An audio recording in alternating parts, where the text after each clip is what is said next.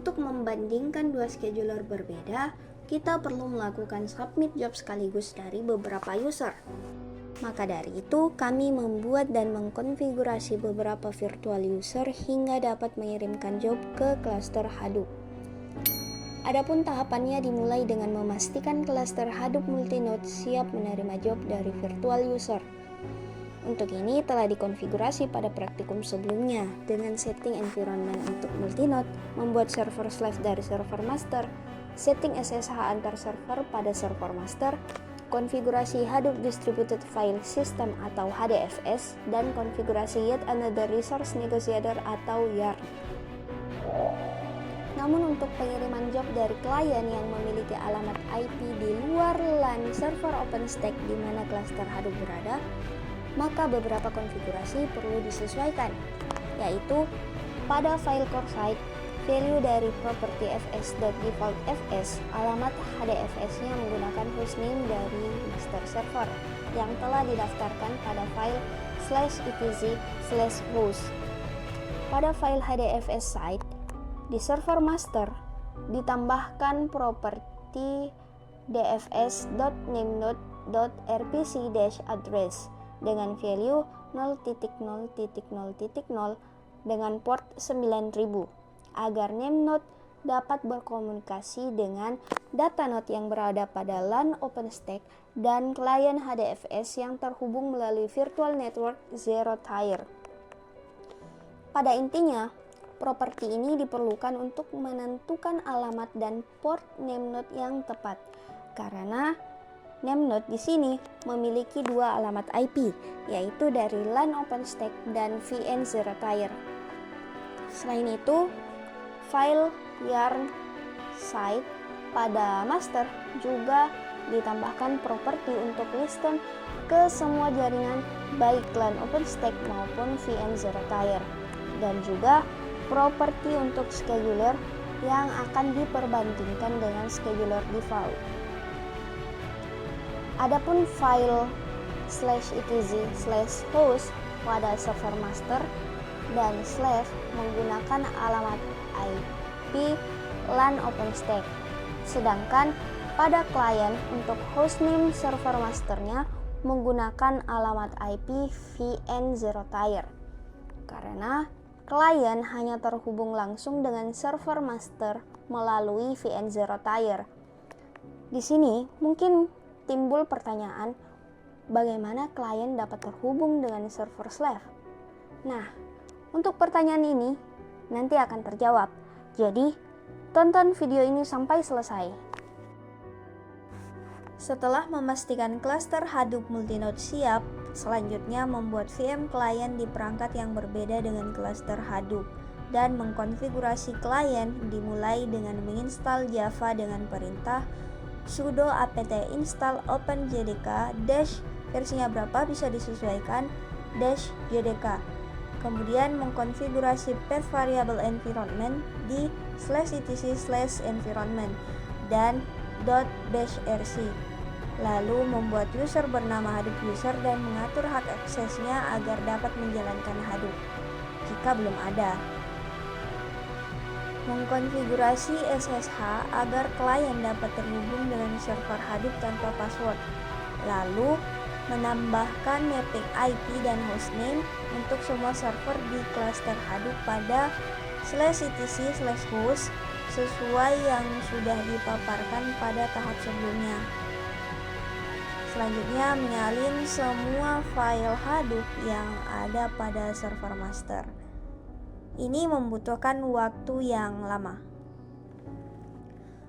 Setelah selesai, lanjut dengan menyesuaikan dan memastikan file-file konfigurasi Hadoop, yaitu core site XML, HDFS site, workers, yarn site, dan mapred site.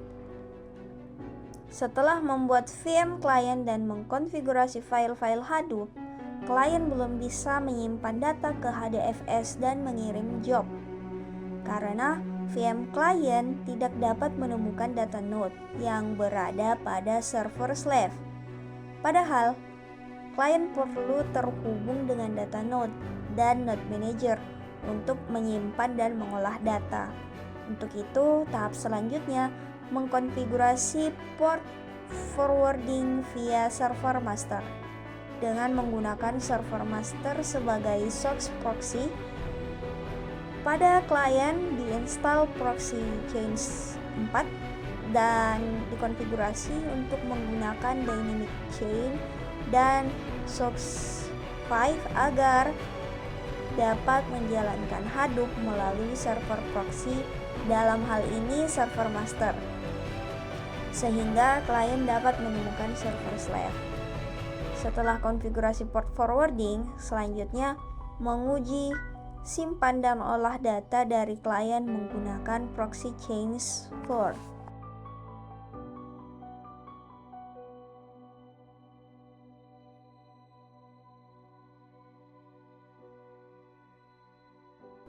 Nah, setelah konfigurasi port forwarding, klien sudah bisa menyimpan data ke HDFS dan juga bisa mengolahnya menggunakan word count, baik menggunakan job scheduler capacity maupun var scheduler.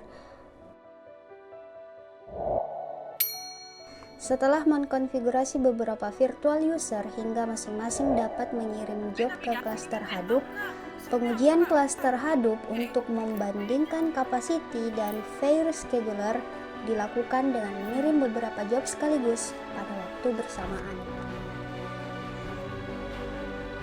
Capacity scheduler membagi sumber daya berdasarkan antrian dengan kapasitas yang telah ditentukan. Sementara var scheduler membagi sumber daya dengan lebih fleksibel di antara semua tugas yang berjalan, memastikan pembagian yang adil dari waktu ke waktu.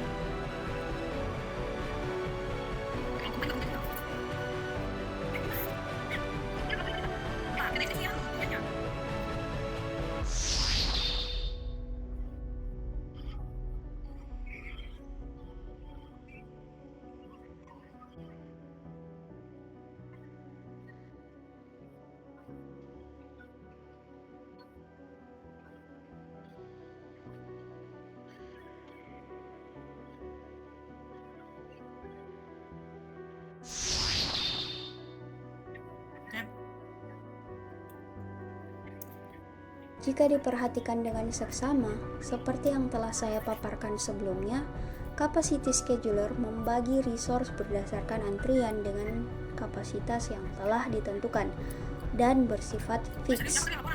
Pada praktikum ini saya hanya melakukan konfigurasi minimum, sehingga untuk capacity scheduler antriannya hanya satu, yaitu root default, yang berarti menggunakan 100% kapasitas cluster.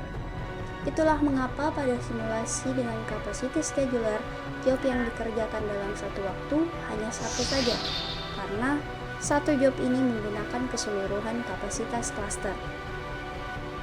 Sedangkan for scheduler secara otomatis menyeimbangkan resource. Pada praktikum ini antrian hanya satu, yaitu default, sehingga resource dibagi adil di antara job yang aktif di antrian tersebut. Itulah mengapa pada simulasi dengan for scheduler, job yang dikerjakan dalam satu waktu bisa lebih dari satu, karena beberapa job yang masuk dalam antrian yang sama memperoleh resource yang terbagi rata. Oke, cukup sekian. Terima kasih.